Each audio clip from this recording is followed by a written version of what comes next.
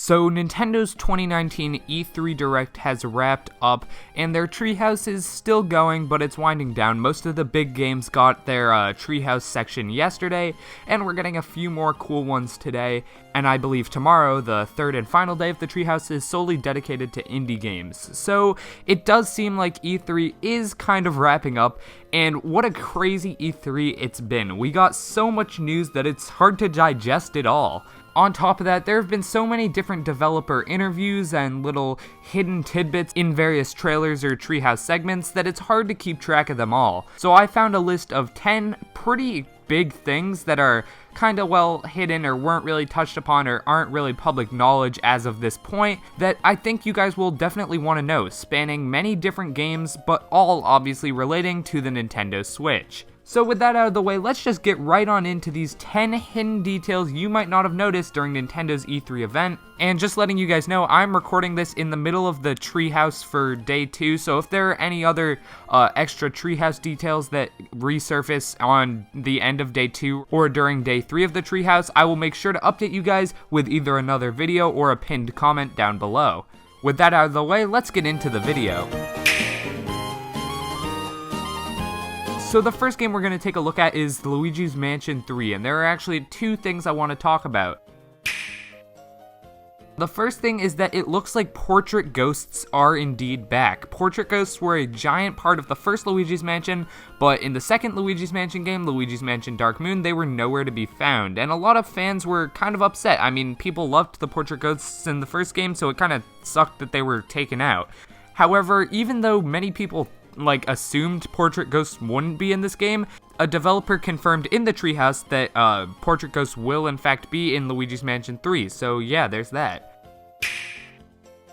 Staying on the topic of Luigi's Mansion 3, the second thing you might not have noticed is the amount of levels in that game. So in the first Treehouse segment we got on Luigi's Mansion 3, it was made very clear that the main goal of this game is to find the elevator key buttons so you can progress all the way up and up this hotel, which is really an interesting concept, and it allows them to do a lot of unique floors.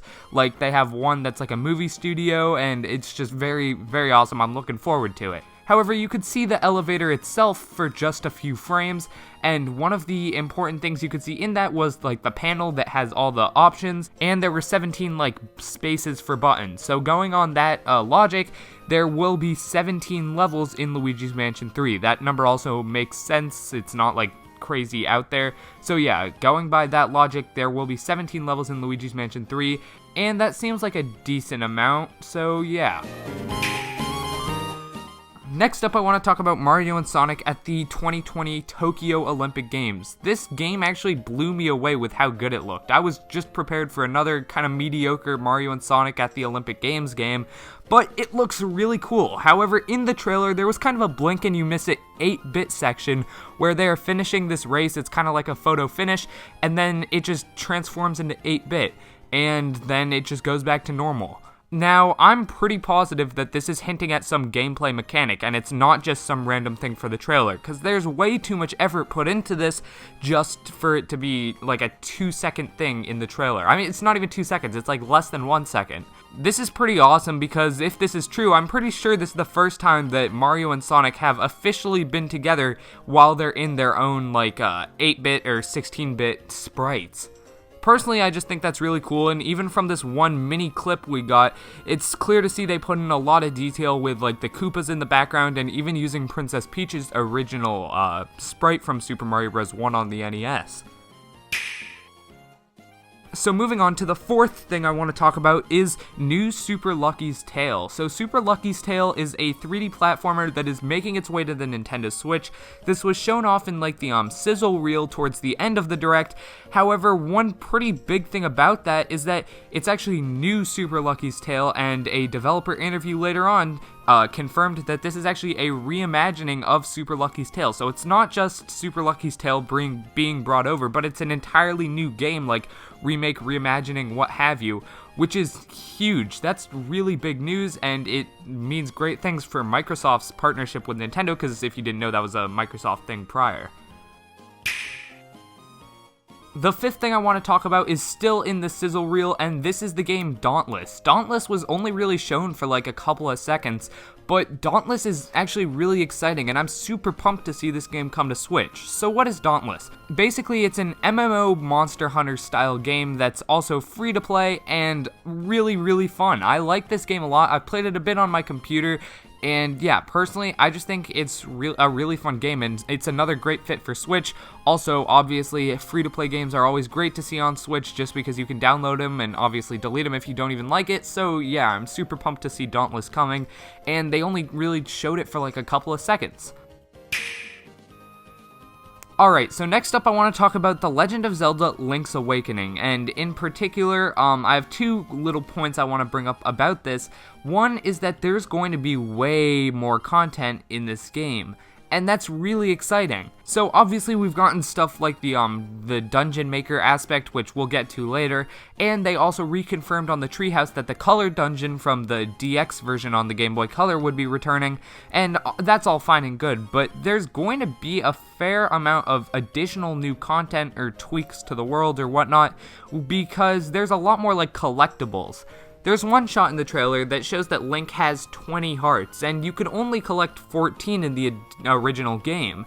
Obviously, that's 6 extra heart containers. That's a pretty significant number, and I mean, using that logic, we can just tell there's going to be a lot more stuff in this game, just maybe little hidden areas, maybe an entirely new dungeon so you can collect those heart containers. We don't know at this point, but there's going to be a lot more content in this game, even going on from the dungeon maker that we've already seen. And speaking of which, the dungeon maker.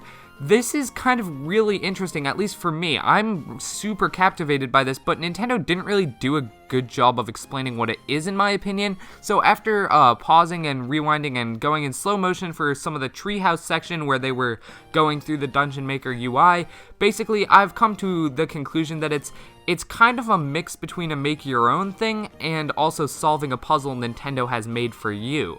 So basically, if you didn't know, you can make the dungeons by dragging in dungeon screens from all the dungeons you have cleared. So you can't make your own like actual screens, like you can't move around bokoblins or whatever and place chests wherever you want. You have to use the pre-made screens Nintendo's made for you, but you can arrange what order those screens are in. However, the puzzle aspect actually comes in when you have to make the dungeon follow a certain layout with specific conditions. So for example, this one right here is the fill the heart one. Basically what that means is you have to arrange them in the shown order of a heart, and you have to also like fill in every single screen and obviously make all the screens connect to each other, and you can't have one screen have a door that leads to nothing or leads to a wall that doesn't go anywhere. So that is the like puzzle aspect of this. You do have to make it playable, and you have to fit it into the conditions Nintendo's set up for you. For example, this one's like the heart one, and I'm sure there will be other shapes. And this part's just a theory, but I'd assume that the two hammer thing means that it's a more difficult level you have to make. So that's always interesting and would show that there's a lot of different customization in this dungeon maker, and that makes me actually really excited. So next up, I do want to talk about Mario Maker 2, and this is probably the most like well-known thing I'm going to mention on this list because Nintendo did tweet about this, but the Mario Maker 2 kind of dilemma where you couldn't play with your friends, that is actually being fixed in a future update, and that really, really excites me. Yeah, there's not much more to say on that. Nintendo listened, and yeah. Second thing I want to talk about on Mario Maker 2 is specifically, it has to do with the Treehouse and their trailers. So, while I was watching the Treehouse for Mario Maker 2, I saw they were playing this level. I'll put a screenshot up right now, and I had like a really strong sense of deja vu. I was like, I've seen this before, specifically this part of this level. So I rewatched the Mario Maker Direct, and I didn't know where I'd seen it from, and then I rewatched the original Mario Maker reveal trailer, and this image is actually from a level they also showed off there. Now the thing is, the Treehouse level that they showed off, like that I originally saw this, this was one of the levels in the story mode. So basically, the footage that they have used for trailers for Mario Maker 2 and in the Direct and whatnot, a lot of that footage is taken from story mode and we just didn't know it, which is very exciting because that means we get to play these levels that have really cool mechanics and look really, really neat. Obviously, in looking back, it's kind of obvious that a lot of these levels would be in story mode, like they wouldn't just make them solely for the trailer and then never use them ever again, but I mean, it's good to get confirmation nonetheless. So the last hidden detail I want to bring up today pertains to The Legend of Zelda Breath of the Wild 2, or The Legend of Zelda Heart of the Wild, as I'm going to call it, until Nintendo gives an actual name, just because I think Heart of the Wild is a sick name, and there's like a heartbeat at the end of the reveal trailer, so I don't know, it kind of makes sense, and I just think Heart of the Wild sounds sick. But regardless, this is actually going to be the same Hyrule that was in Breath of the Wild, as confirmed by a developer interview that hasn't really been circulating too much, even though this is pretty huge news. So basically, Aonuma said that they wanted to revisit that Hyrule when referring to like how they're making The Legend of Zelda Breath of the Wild 2 and why they decided to make a sequel to Breath of the Wild. Aonuma said, yeah, we want to revisit that Hyrule, which makes sense. I mean, they spent so long crafting this masterful open world in Breath of the Wild. It would make sense that they want to reuse it and revisit it. But, I mean, it is kind of a bummer for those of us who wanted an entirely new world, but personally, I'm kind of fine with it just because it means this game is going to be coming out that much sooner and we won't have to wait like 6 or so years until the next mainline 3D Zelda. On top of that, this game is definitely going to have its fair share of originality, as we saw from the reveal trailer. There's like this whole like temple thing under the castle, or at least we assume it's under the castle, so obviously there's going to be new bits of terrain here and there. And there's going to be new dungeons and all of that, so I'm pretty sure it's safe to assume it's just going to be the landscape that is generally similar, but even that can receive small tweaks either to improve the gameplay experience or just to accommodate all the new stuff they're going to put in. So yeah, it's generally going to be the same Hyrule as confirmed by Aonuma in a press interview, but don't take that to be they're just going to copy and paste the exact same world, because there are definitely going to be a lot of changes, just due to the fact that this is an entirely new game. So those are the 10 things that I noticed in whatever developer interviews, trailers, the Treehouse, or random tweets from the Nintendo Twitter account that I thought were pretty important big pieces of information that Nintendo necessarily didn't directly come out and say, or people just haven't been talking about simply because there's other bigger stuff. I mean, I didn't mention Animal Crossing once in this. That's because I already have like an Animal Crossing analysis thing that's up, but yeah, I mean, there's just so much news going on that I wanted to get these 10 tidbits out to you guys, just so you guys know all the news and you can stay up to date in the loop with everything Nintendo going on at E3. Thank you guys so much for watching. If you learned something new or just enjoyed the video, like the video to show your support. It's always appreciated. Subscribe if you're new. Thank you guys so much for watching. I'm Thomas from the Switched Up, signing off. Peace.